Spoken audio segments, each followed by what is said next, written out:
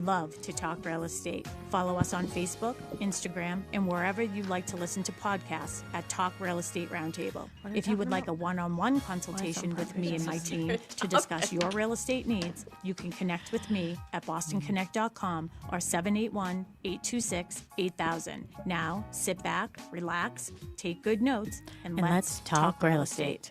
Good morning to all my South Shore neighbors. This is Sharon McNamara. You are, of course, listening to Talk Real Estate Roundtable.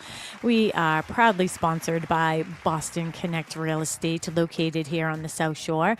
And again, as I said, I'm the broker owner, and I couldn't do any of this without my sidekick, Melissa Wallace, who is the Director of Operations and agent relations. You just do everything. She's my everything. Remember, that's what I used to say, right? My everything. So I think we have that on your name tag on your door, isn't it? Mm-hmm. Our everything. Yeah, one of them. Yeah.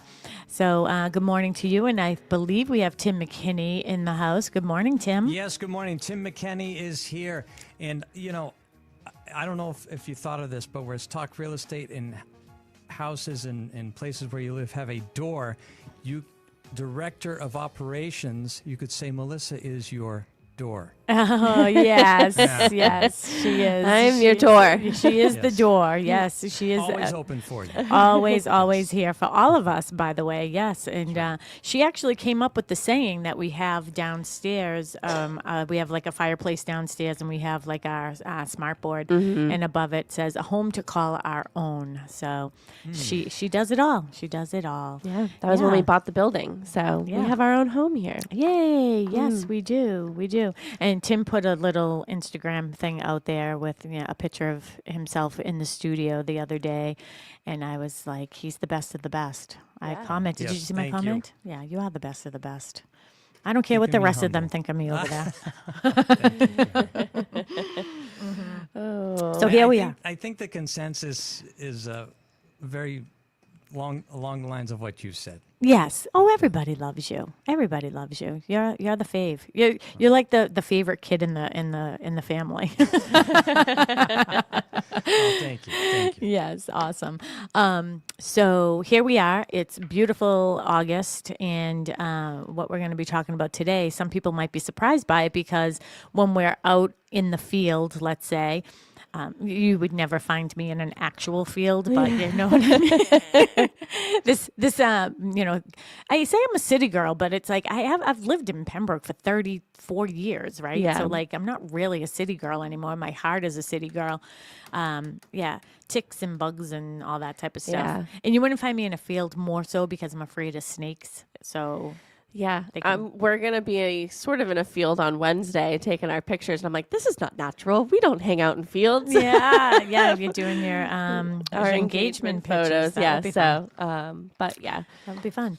But out in the field, what we're hearing is, you put a house on the market and it goes under agreement right away. Or you put a house on the market and you don't have to worry about it. It's like as easy as putting a sign out on the front yard. And I assure you people that is not the case. Mm-hmm. It isn't as simple as just putting a sign out on the front. And, it's interesting because in my industry is people think, when the market is really hot and really fast, they feel as if they don't need the real estate agent. And then when it's a little tougher and they do hire the real estate agent, they sort of blame the real estate agent when a property doesn't sell, right? Mm-hmm. I could literally end the show with one sentence. If your house isn't selling, it's probably because of price. It just comes down to price. Yeah. It's the condition, the location has to match the price. The home is not worth what I want, what I have to have, and what I need to get. Yeah. So, all right, the show's over. There you go. That was your tip. That was your top tip from Sharon McNamara today. Just don't overprice your house and you won't have a problem. What I assure people, and it's a mindset that is hard for people to get over, is they feel as if they're underpricing their house. Mm-hmm. You can never underprice a house. Yeah. It's impossible. Yeah, the market will tell you, is if you do underprice, I'm using air quotes, buyers are going to come in and offer you what they believe it is worth, and it will drive the price up. So yeah, I mean, I don't think that you can underprice your house. You can certainly overprice a house. And again, the market will tell you that too, because no buyers will be there. No offers will come through. Exactly. And that's the risk that you take when you overprice a house and here's the thing. You can overprice your house. I actually had somebody reach out to me. It's not my listing. Had reached out to me this past week actually and just said, can you tell me honestly, do you think my house is overpriced? And this is again, like I have great relationships with people when they use other agents, by the way. I mean, I don't resent anybody for not using me if they choose not to. Yeah. But I find it interesting that I'm lean into to get the advice and I'm happy to do it, whatever. But once you're under contract with another agent, I no longer can give you advice, right? Because I can't interrupt that relationship with your agent. And, my advice might be much different than what your agent's advice is. But, if you're asking the question, do you think my house is overpriced? I think you know the answer. Yeah, much like everything else, if you have to ask the question, you already know the answer to it. So if your house has been sitting on the market, hasn't had a lot of activity, the feedback is sort of bare minimum, no offers, you sort of know the answer already. Yeah. I mean, there are some outliers of reasons why maybe a house would sit on the market longer than other times. Maybe you put it on Christmas Eve. You know what I mean? Yeah. 4th of July. Certain times when you put a house on the market, it might slow things down. Like last year, we fell into that a little bit with one of my listings where, the one in West Bridgewater, I wanted to put it on the market. We got a little snow, snow. And the daughters were like, oh, we think we want to wait until, maybe next week because let some of the snow melt down and it just looks better. And I was like, all right, but we're in winter. And in New England, you never know when you're going to get more snow. And lo and behold, we got a blizzard. Yeah. Right. So now we were almost a month behind on that one. Yeah. Yeah. And it sort of slowed down my pace, I would say. Yeah, it definitely, I mean, we talk about this all the time that the market is ever changing every single day. And I just remember when I first started with you over 10 years ago, I remember having to call sellers and begging them for us to do open houses. I mean, the houses were on the market for longer. They weren't going as quickly. And I mean, that was the market 10 years ago. We used to beg, please, can we do an open house this weekend? Can we do and they're like, another one? I'm like, yes, please. Can we do another one? And now it's like, it definitely has changed. But again, the show is about homes that are sort of sitting on the market for a little bit longer. And we're going to talk about why. And yes, I would say that the primary factor would be price. But there are a couple other factors that we'll get into as well. Yeah. And our WAT listeners have been very, very quiet as of late. Do you agree? Are they just not up this early? Should we be calling? I can see people are watching us on social media. Yeah. So Hello, social media friends. Hello. Give us a ring-a-ding-ding. Yeah. You can call us too at the studio, 781-837-4900. We'd love to hear from you. And if you do have your house on the market and it isn't selling, feel free to call. I just don't want to know any of the specifics. The information I give you would be very general because I really can't get involved with what your agent is telling you that you should be doing. If you're thinking about putting your house on the market and you want some tips, then feel free. There's Dee. We haven't seen Dee in a while. Oh, hi, Dee. Hi, Dee. Look how excited I was just to see Dee. Hello, hello. She just said hello. So you too can go onto Facebook and you can send us messages, and we have a screen in front of us so we can be watching along as well. Tim can also get text messages in the studio. So if you're shy, but you want to get a comment or a question over to us, he'll be happy to read it to us. 781-837-4900. I think the first thing that we should really talk about is, is the real estate market changing? Do you feel a shift even from the beginning of the year to right now? And what is that shift? I really do. It's almost this thing that I can feel when things are going to be shifting. And again, as you know, I have a lot of friends who listen on social media as well. And Clubhouse, everybody knows that app. I sometimes attach, but I didn't today. But, I have a lot of friends, and they're all agents throughout the country. And it's really interesting because I listen to what's going on in other states, especially listening on the state, like our sand states, the Florida, Arizona, like those states.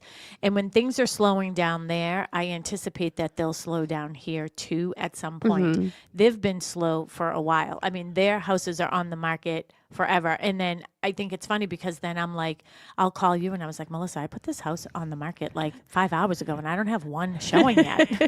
And I'm like, people haven't gotten their email yet. Relax. I know, but I mean, it's a real feeling for me. You know what I mean? Because honestly, there's a big, there's a big, is the word onus on me that like I feel responsible when I'm helping people decide. I'll show you what the market is, where the market is. I'll give you a range. Ultimately, at the end of the day, you're the one pricing it. I give you my suggestions, but you decide. And sometimes I'm like, oh, was I off on this one?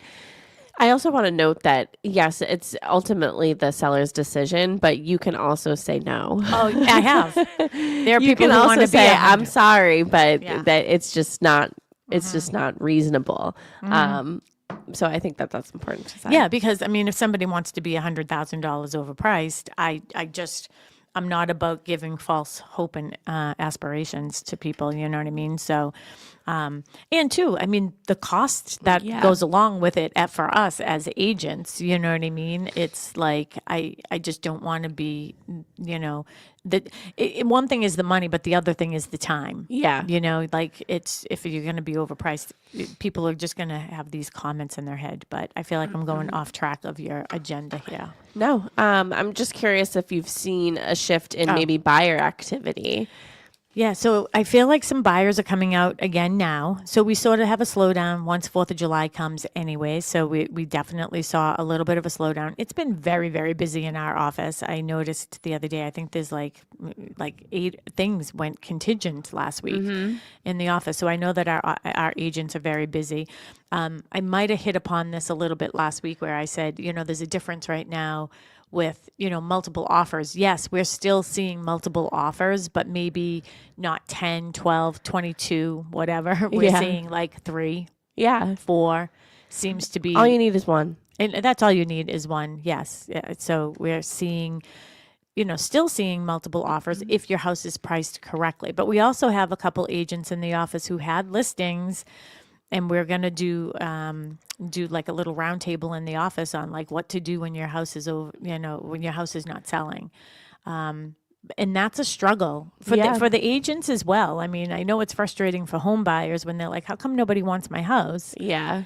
It's just as frustrating for the listing agent, don't you think? Yeah, I mean, I know of one right now, and she's just kind of like, what's going on? Like, it's crickets, and I think her words are, what the heck? Yeah. Doesn't she say that all the time? What the heck? And, it's just sort of crickets, and nobody's coming by, and it's priced really great, actually. It's actually under the market value. So what is going on? And it is a great home. And I know that you've visited it, but it's like, where is everybody?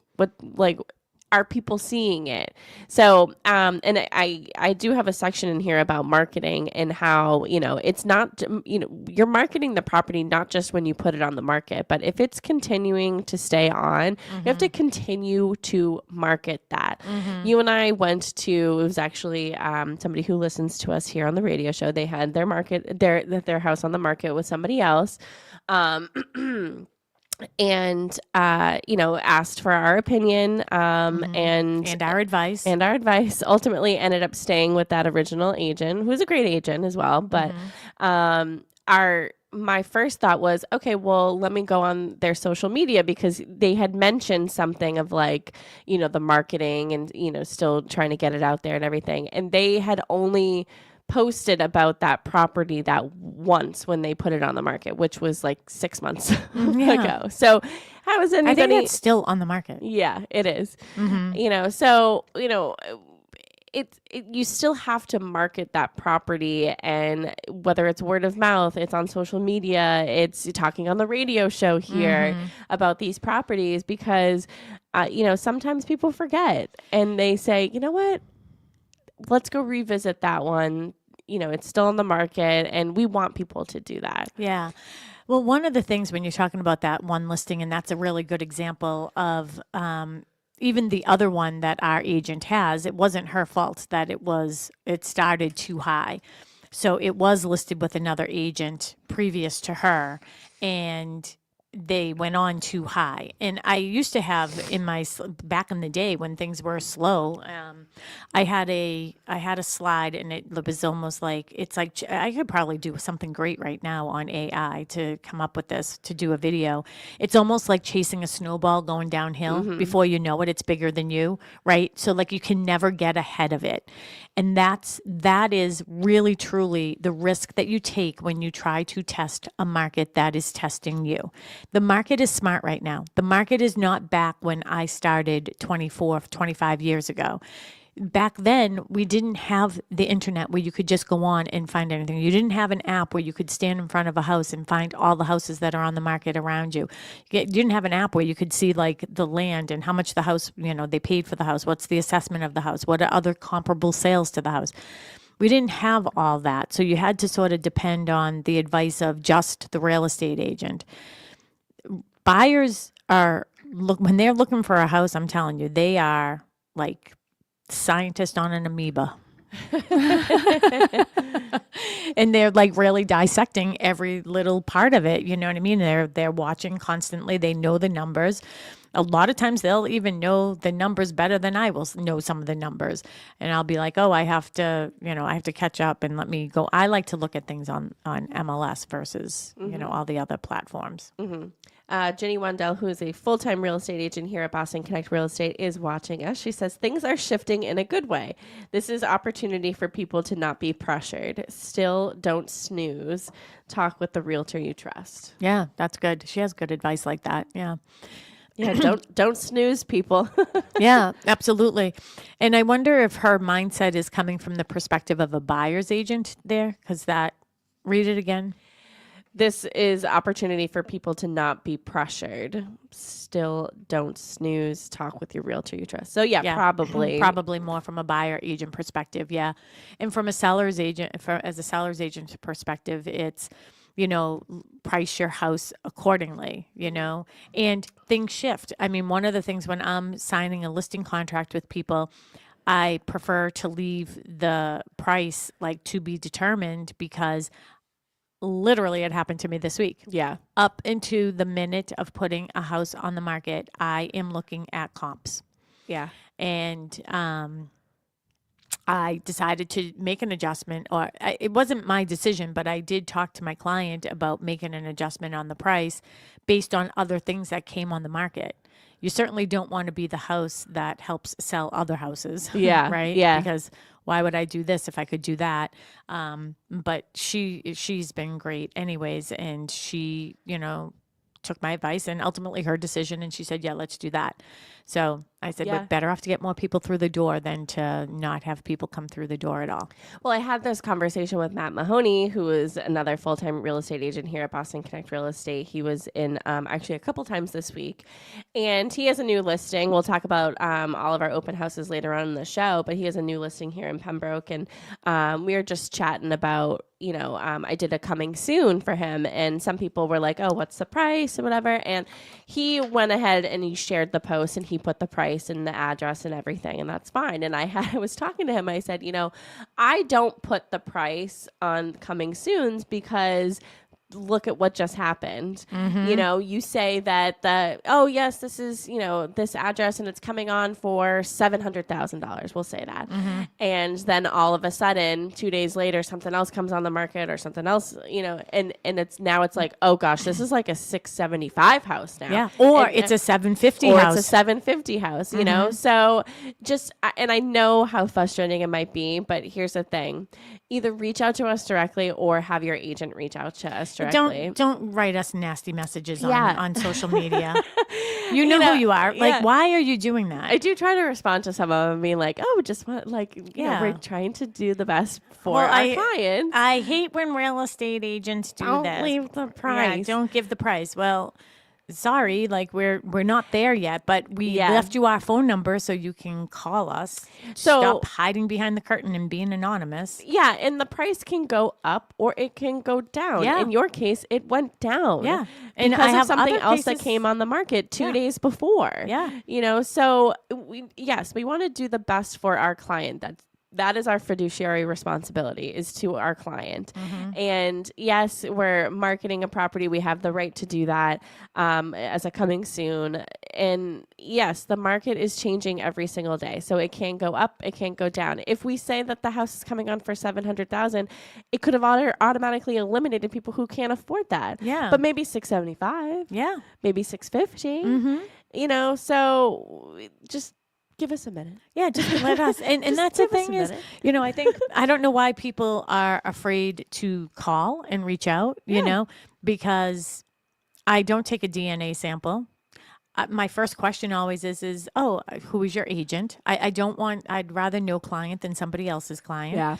So it's just, my job is to work for my current client, who is my seller. So when we're doing these coming soons, it is in their best interest that I am not posting the exact price or the address. Sometimes we don't put in the address. And if you want the address, all you have to do is send me a text. Do you know, a lot of people reach out. I was talking to Matt yesterday, actually, and he was saying that people had been reaching out to him as well, just with these coming soons that you've been doing on Instagram and Facebook. And we respond by text back, you know? So Yeah. I would say that that's the best way to do it, you know, and have your agent. And I always respond back to people and say, hey, if you're currently working with an agent, please have them reach out to the listing agent. If you're not, feel free to reach out directly. And by the way, if you're working with a buyer's agent, by the way, they want you to call them Yeah. before you call me. Yeah. Or call any listing agent. Like, that is sort of one of the rules. You know what I mean? I know maybe you're saying, oh, I don't want to bother them. It's not a bother. That's their job. That's what they're doing. So they would much rather. And I enjoy that. I always ask, like, oh, who's your agent? Oh, half the time I know who their agent is. And I'll just send them a text. Hey, just want to let you know your client reached out to me about my coming soon. Here it is. You know what I have now is like shortcuts that I'm doing on my phone. Yeah. I actually did it yesterday for like showings and stuff, like just to get feedback. And I'll just put in like 207 Valley, all is one word. And it comes up with, thank you for taking the time to show my property. I'd like to have some feedback, blah, blah, blah, blah, blah. I mean, we have good relationship with our buyer's agents. Yeah. We're not the enemy. Yeah. We're not the enemy. I P.S. We promise. want you to buy the house. That's my job. My job is to sell it. Let's get someone to buy it. For sure, yeah. I think we already know this answer, but are we seeing more price enhancements and longer days on market? Yeah. And let's get into some of those factors. What keeps a house on the market? Some of the things that influence, I have this whole list right here, you know, major factors that influence buyer sort of response to properties is the price, the condition, the location, property type, inventory that's going on the market, other competition as well, the presentation of that property, photography, marketing, showing availability, financing considerations, time of year, and buyer demand within that specific price range. Sorry, I forgot to number your pages. That's okay. I'm just a new trying thing. to follow where you are. So, you know, these are all things that we talked about sort of in the beginning of, you know, price and condition, location. These are all factors for, you know, the price of the property, but it also influences the buyer's response. Yeah. I mean, I said this right out the first sentence I said, and said, okay, we can end the show now. The price of the house should be in line and in sync with the current condition of your house and the current location. So I'll use another one of my listings. I put 2 new listings on the market this week. So one of my listings is this charming, adorable little cape, and my client purchased it in, I want to say, 2017 maybe. Yeah. So how many years ago was that? 7 years 9 ago? years ago. 9 years ago. So he concentrated, and it was the original owner, similar to your home, right? So like there was wallpaper, there's, things like that. He wasn't too concerned about wallpaper and that type of stuff. But mechanically, he really took the bull by the horns there, and he did some nice things, like he opened up the staircase so it like makes that first floor. I did that in my house. That is not a cheap adventure, by the way, when you're doing that. Yeah, it is. It was way more expensive than I ever expected. But I love that we did it, and I love that he did it. And he did some really, really nice mechanical things. He has this big, huge, beautiful 12 by 24 shed that it's like a garage with a garage door, and it has electricity, internet, water, generator hookup. Wow. So he did, in those 9 years, he was doing a lot of things to the house. Unfortunately, when buyers walk through a house, they're not looking at those things. And it was a newer septic system. They're looking at damn wallpaper. Yeah. Like, I just don't even get it. Yeah. I don't even get it. But I know the mindset of a buyer. As I say, when I'm walking through somebody's home, when I'm doing a CMA, I walk through your home as the eyes of a buyer. Buyers are looking for what's wrong. They're not looking for what's right. So when I do that, I'm just trying to take mental note. I know as I'm walking through this house that people are going to be picking up on things. Like there's one little scuff in some of the wallpaper. It's there from the previous owner, who was an older woman who had a rocking chair. That's the reason it's there, you know? It didn't bother your client. Exactly. You just chose not to fix it. Previous to me being, my client being there was a water stain up in the ceiling. When he got there 9 years ago, he took a little pen and he put little marks around that to make sure it wasn't active and growing. And you know what I mean? So it didn't get any bigger. He took a meter to it, moisture meter to it. It's fine, right? So the cosmetic things he wasn't looking at mechanically. Oh, there's a new oil tank. There's a new water heater. There's like a lot of great things. Yeah. Oh, mass save, everything. I'm talking about this house. So I'm going to be there tomorrow, by the way, from 1 to 3. It's 207 Valley Street. In fact, it is exactly next door to where that barn accident was on Thursday. Yeah. I was at the home doing a commuter open house on Thursday when I heard a lot of commotion, and then I saw police cars going by, and people are looking there like, wow, this is a busy street. And I go, this is not their path. Like there's no like fire station or police station at the end. Yeah. Like, and I was like, they are on their way somewhere, but that's where they were on their way to. And so this house abuts 104 beautiful acres of an equestrian farm, blah, blah, blah. People were coming through my open house the other day and on Thursday, and one person said, oh yeah, but it needs a lot of work. I'm like, it's priced according to the condition. It's $600,000. If it didn't have wallpaper, it would be $650,000. You know what I mean? Yeah. Like, for sure. Yeah. For sure. Like, there's no doubt in my mind. It's 3-bedroom Cape. I mean, it's... Are things dated? Yeah. In the house? Yeah. Like cosmetically, but they work. I mean, that's the same with my house. Yep. It's dated. It will happen over time, but they work right now. I'm not stressed about it. Yeah. You know, so yeah, wallpaper can be annoying to take down, but if that's all you have to do, like to move in, I think that's a pretty good deal. Yeah, and I mean, the kitchen definitely has like the older cabinets and things like that, but they're wood cabinets. You know what I mean? Yeah. So, anyways, my point of that was the house is priced according to the condition it's in. Okay. Yeah. Yeah. We already got an offer on it. It wasn't accepted because we're going to go through the open house because I know it's priced according to the condition. I've been telling people that we're going to do the open house. So I'll be there, as I said, 207 Valley Street, adorable, adorable Cape. And it's, I'll be there, 1 to 3 tomorrow. Yeah. So I don't know where I was going with that. Oh, the location. The location. Yeah, the price, the condition, and location. That's why it's priced that way. And believe me, I went through this exercise with my clients, and I was like, honestly, you could probably be higher. You could probably be a little bit lower if you wanted to, but I don't think it's necessary. I know that this is a really great price for this house, period, amen. So come visit me tomorrow. Yeah, I think that if it was lower, it would certainly drive that number up higher. Yeah. And, you know, ultimately, you have to do what's best for your client. I think the value is there at $600.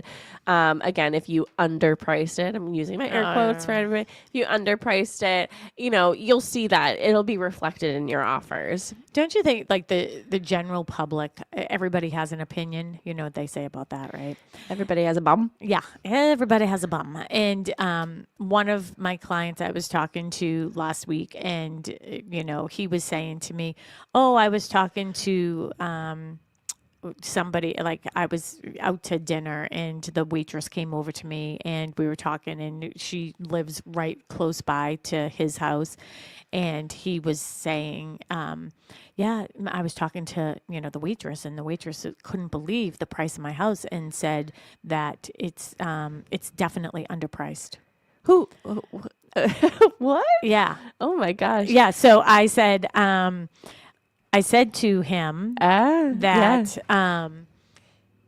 that's great. Well, tell your waitress to continue waitressing, and I'll continue to price houses. Yeah. Like, I'm not even being mean. It's just like, I don't know what to tell you. Like, that is not the case. Like, I do this for a living. Like, I'm sort of a freak about comps, don't you think? Mm-hmm. I mean, I was freaking out with you this week, and I was like, I don't know, what am I missing, Mel? I need you to look at these numbers. What am I missing? What am I missing? What am I missing? Yeah. So You're like, did I mean $100,000 less? I'm like, no. You're fine. Relax. No. You're okay. And that's the thing is, I made the mistake of letting voices get in my head. And I can't do that. That's why when I'm doing an analysis for people, I don't ask them right out the gate, what do you think the value of your house is? Because honestly, I'm a benefactor. I want to make you very, very happy through this process, but I don't also want to know what your number is. I want to show you where the numbers are, and then you tell me what you want to price your house at. But so it's funny though, when I think about the general public, and I know I'm off and you have this great agenda here, but isn't it funny how it's like people's comments are one of two things? Either you're underpriced if you live in the neighborhood, or you're overpriced. Yeah. Because I got the same thing on the house on my street. Yeah, I know. And we get that a lot on social media too, of like, oh, this is going to be like with coming soon's like, oh, this is going to be, and it's so much higher. And I'm just like, ooh, I can't wait for them to see it's not that high. Or sometimes I'm like, you get the comments of, oh my gosh, I can't believe this market of like this number. And it's like, well, I hope that when it's time for you to sell your house, you get exactly what you want and you deserve for the condition in your house. Yeah. And I understand, with the rising prices of homes is also the rising prices of taxes and everything like that. But I think for the most part, life goes up and it doesn't go down. Yeah, let's hope. Yeah. I mean, it has gone down. You haven't been alive for that type of market, but I have for a couple times. But one of the things I'm actually thinking about is the conversation I had with Matt Mahoney yesterday, and he was doing an analysis for somebody, and he's like, "Hey," he goes, "I was wondering if you could help me. Is there an agent in the office maybe that might know a little bit about Pembroke that I could lean into?" He's such a brat. He is such a brat. We love Matt Mahoney, but he is such a brat. He's a cute brat, though. Yeah.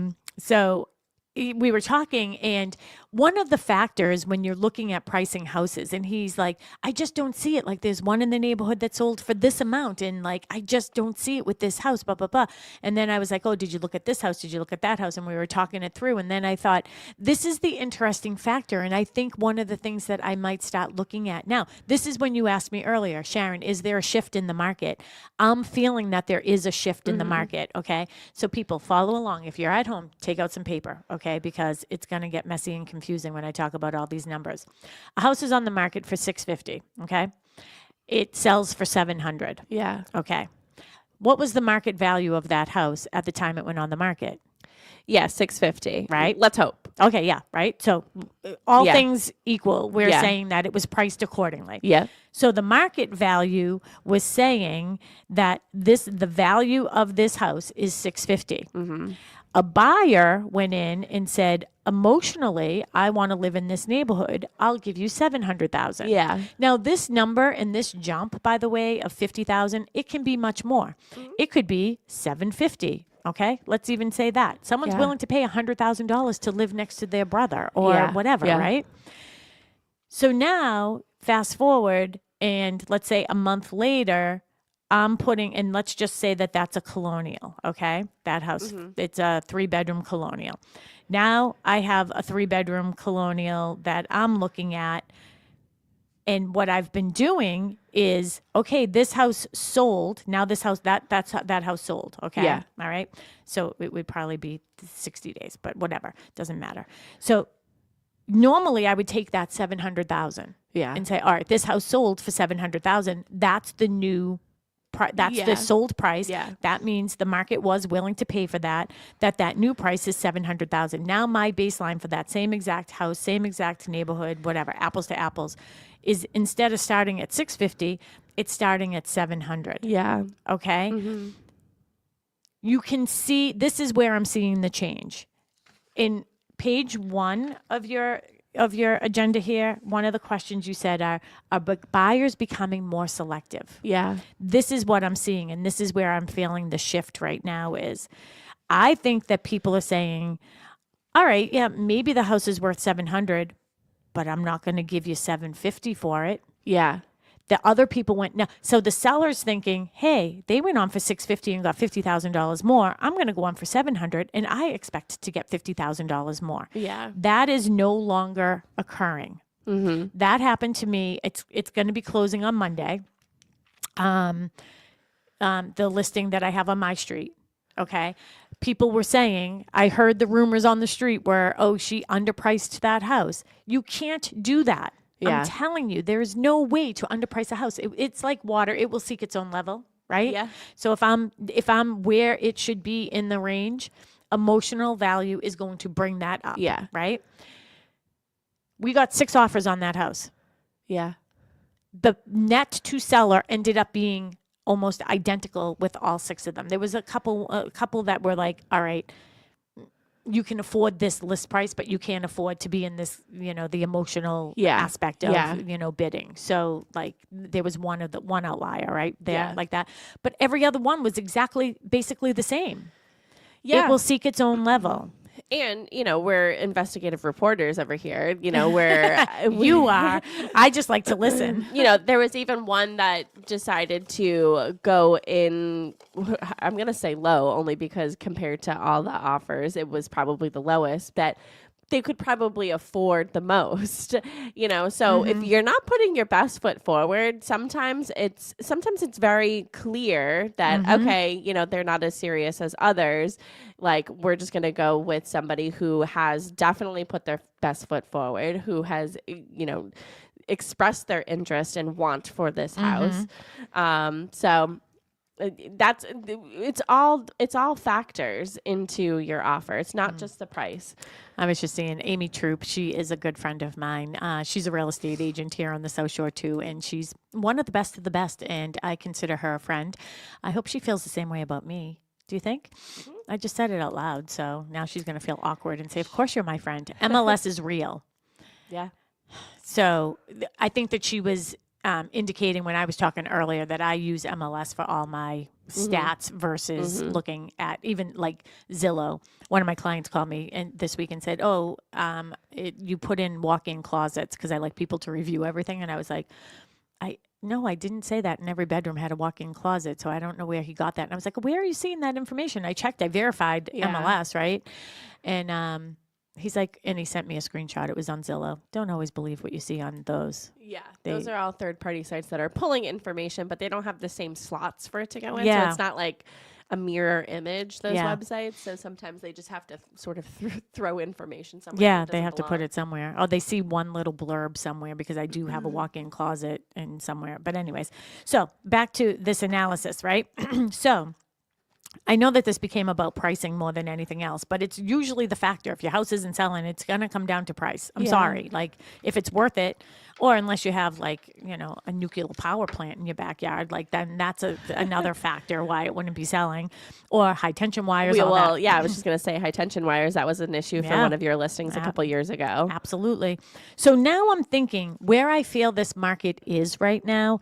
I think my new strategy is, now my strategy has changed with my clients anyways. I'm like, here's your range at a certain time during a peak. I would say, you know what? Definitely you can test the market. They're going fast. There are a lot of buyers out there right now.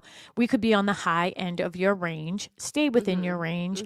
You can be on the high end of your range, maybe a little bit over. and we were still seeing them sell. Then I'm now changing it to, I think to get the most people through the door, I think that what you need to do is be on the lower to mid side of your range to get more people in. Yeah. Now, buyer's agents are going to see where the high is. So when they're putting in an offer, and if there's more than one, then they'll say to their client, listen, I ran these comps. The value of this house is between 650 and 700. I think you should go in at 700, even if Yeah. we're priced at 650. Yeah. But from this point, I'm going to do 2 CMAs now for people. I'm going to do one that I'm going to base the price on this escalated, artificially inflated emotional price of 700.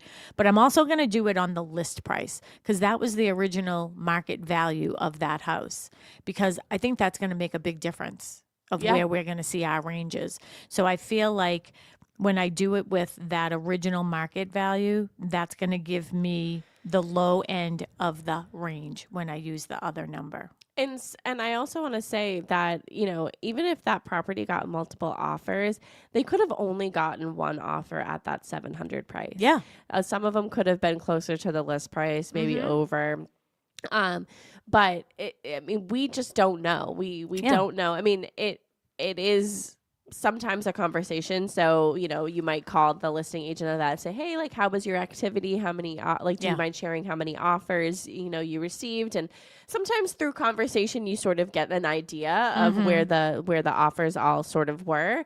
But, I think that sometimes it could just be the one and you're like, okay, yeah, we're definitely going to take that. And that drove up that market because that one person came in with an emotional value. And it's up to our clients too. So on both my new listings that I put on the market this week, I have offers on both. I didn't even tell you that, but I have an offer on both.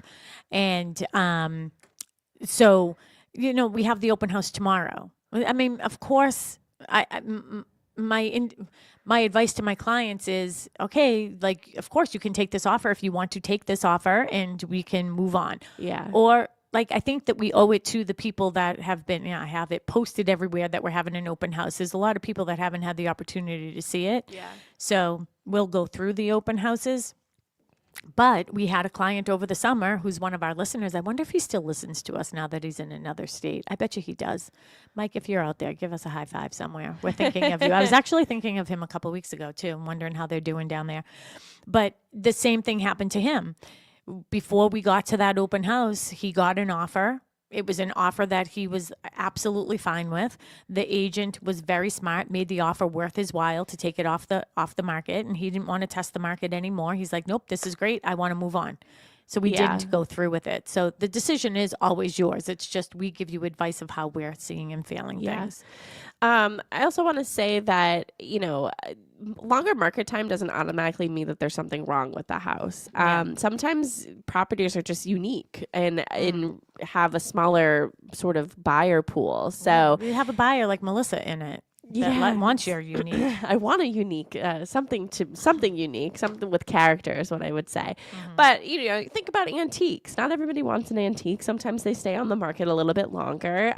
Some people are scared of antiques and what comes along with that.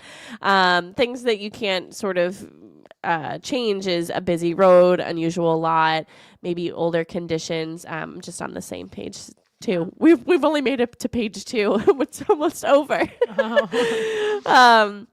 So, and also like age restrictions. So we have those like 55 plus communities and things like that are factors into why something would stay on the market longer. Mobile homes and things like that have sort of a smaller pool of buyers. Of course, there are communities that, people want to get into, and those tend to go pretty quickly. You have a client who's purchasing in a 55 plus community that is very desirable to a lot of people. You actually have two people, two different sets of clients. Yeah. And I think both of those communities are desirable to buyers out there. But there are other factors, and I want to preface that. One of them is inventory that's on this list too, and I'd love the opportunity to talk about that a little bit too, because I noticed yesterday, wow, a lot of things are coming on the market. So, and we noticed, we said this a couple of weeks ago, I mean, the agents have been in the office and they are, doing a lot of CMAs. for resale properties. And it's interesting because I meet with my developer every week. Excuse me, every week there's like 10 from Stonebridge, Yeah. like all together, there's 10 of us, I guess. And it's all the foremen, the owners, finance, everybody on these meetings. And one of the questions to me at the end is always, Sharon, how do you see the market? What's going on in the market? What's going on in your office? Blah, blah, blah. So, and they like to know that information, like what's going on with the resale world to sort of get a hold of what's going on in new construction as well. So I'm thinking about these things all the time. And one of the things I said to them this week is I can see that things are going to stop being picking up in resales. And I'm wondering if Amy is seeing this too, because I saw that she was listening at one point. But one of the things I'm seeing, I have a client that called me this week, selling everything, moving to Costa Rica. I have another client who wants to sell everything and move to Australia. Yeah. Right. So we had a client who sold everything, moved to North Carolina this year. I mean, we have a lot of people who, I have a client right now. That's what she's doing. She's selling her house. She's selling everything and moving to North Carolina. So I think that last winter did something to people. I know it did something to me and it wasn't good, but it just gets you in that mode of, I just want to be outside. But inventory now, I'm starting to see that sort of trickle up again. People are thinking, all right, summertime is over and I'm out. I can't believe we haven't even brought this up of like, we're talking about days on market, new construction. Yeah. New construction is a reason why a lot of properties, like they stay on the market longer, is because they are new construction. And you talk about a lot of, sometimes your days on market are higher than other agents. It's because you do a lot of new construction. Yeah, it is. I mean, that is funny because I did a CMA, just to fill in our listeners. I did a CMA several years ago for somebody, and they're like, what's your DOM? And I was like, the general public isn't going to ask me that. DOM? What's your DOM, days on market? Yeah. And I was like, they're talking to somebody, and somebody is clearly knows, like they're using this against me type thing, right? And so I said, to be quite honest, I have a very high days on market. And they just like sort of looked at me and I said, but with very good reason. I was like, if you take my new construction out of the equation, then of course I'm aligned with everybody else.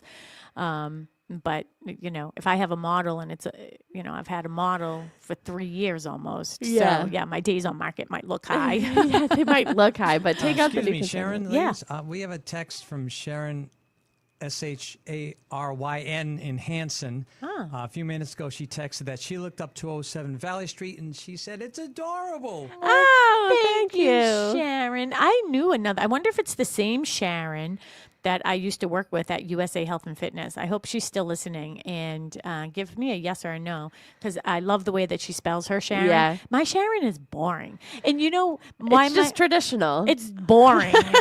It's a boring Sharon. I always wanted the Sharon with the YN, or I wish I'm named after my grandfather. My grandfather's name was Leo. They called him Lee. So double R. Sharon. CHARRON. So why didn't she just spell it that way if my name is Sharon Lee? I don't know. I think she just wanted to be traditional. Maybe I'll change it. Maybe I'll spice But yes, up my life. 207 Valley Street in Pembroke is adorable. I was there for the photos, and it's just what a great house. It's got some really great bones, and I'm really happy that there are some people who are excited about that. Again, you've already received an offer, but you're going to go through the open house. You do have another open house tomorrow. We've given a lot of love to 207 Valley Street, but you do have another listing. I do. It's 279 Center Street. It's right here in Pembroke, right around the corner from my office. And it is a wonderful split level house, raised ranch. And I know back in the day, people are like, I'll do anything but a raised ranch. Come and see. I mean, honestly, don't rule out anything. I mean, I was there for the photos for that one too with you, and I walked in and I was like, I wish I bought this instead of my house. And I have a raised ranch, but it just felt like very big, Big. and just, spacious, and it has a beautiful, that porch, Sunroom. the sunroom out the back, and just a great backyard. And I mean, the location, you can't beat that. And it just Keep talking. You're selling it, it's girl. just, honestly, I was like, oh my gosh. I even said to you when we were doing the photos, I was like, oh. Should we why don't we put an offer in on it and you can put your house on the market? Oh my gosh. Yeah, maybe. Yeah, that would be like a lateral move for more money. Yeah. But Not no, really, though, it because is. the sunroom. Yeah, I know. And I said that. I was like, oh, my cats would love this room. Yeah. And But no, it is. I was jealous. I'll say it. I was jealous. I was like, oh gosh, I wish like this was available. Like, I mean, and she bought it like maybe 3 years more before I bought my house. But I was like, oh man, yeah, I like this. it really is nice. I'm sorry. Don't Yeah, mean go to ahead. interrupt. Go ahead. I have a response back from Sharon. She says, I'm not the USA Fitness Girl, but I worked with Mary to sell both our parents' houses. Love your show. Oh, very nice. Thank you. That's awesome. Awesome. I'm glad she loves the show. Love to hear from people. So what was the other thing is, actually, I do know who that was. Yeah. Hello. I do know who you are, Sharon. So hi. What were we just talking about? Oh, the 279 Center Street. 279 Center Street, yes. So one of the things with that house is people don't judge a book by its cover. Didn't your mother teach you that? My father taught me that. You never judge a book by its cover, right? So don't look at a listing online and rule something out because, it's on a busier street. I was in this house yesterday. I did a commuter open house there yesterday, and she has a recliner there, and I had to do a couple things on my computer, and no one was in yet. So I sat in her recliner, and it has this big, beautiful bow window in the front. Well, like big windows in the front. When I'm sitting in the chair, like you can't even see the street. Yeah. Like I couldn't hear the street. Nothing. Well, also, if you look at the photos, you can't see the street from the photos. Yeah. Like in the front of the house. And like I said, I was jealous. I think it's a great house. Yes. And that one is priced really nicely now too. It's $650. So it's a 3-bedroom raised ranch. It's nicely done over, so you can see all the pictures online. Yeah. And the lower level of a raised ranch is sort of wonky world. And when it comes to appraisals and things, one step down from the front door threshold, you can't consider a bedroom. Yeah. However, there is a big room downstairs where there's a bed in there now, but it will be removed. If you wanted to it's very versatile. So and if a full bathroom. And a full bathroom with not like a shower stall, so easy to get in and out of. So if you're looking for something maybe like a in-law type situation or something like that without not an in-law like apartment because there's no kitchen or anything there, but a guest suite. A guest suite, or make it your primary suite. Oh no. We're going to get in trouble by our listener. Yeah, we have a lot of open houses, but if you follow us on social media, be sure to look at our stories. We have a bunch of open houses this weekend. 62 Alvern Road in Pembroke is Matt Mahoney's new listing. Adorable. That got a lot of great responses on social media. He's going to be there today from 10 to 12. That is on the market for $575. We have so many. So yeah, there's so many. Just go on to bostonconnect.com. You'll find all of our open houses. And again, I'll be at 207 Valley Street tomorrow from 1 to 3, and I'll be at 279 Center Street from 10 to 12 today. And tomorrow we have Cochise Estates in West Bridgewater, so I will be at 38 Metacomet Road in West Bridgewater today from 10 to 1. Yeah, so, and happy birthday, Trish Flynn. Happy birthday, Trish Flynn. Woo! And to my client. And to your client. Bye, Tim. With you.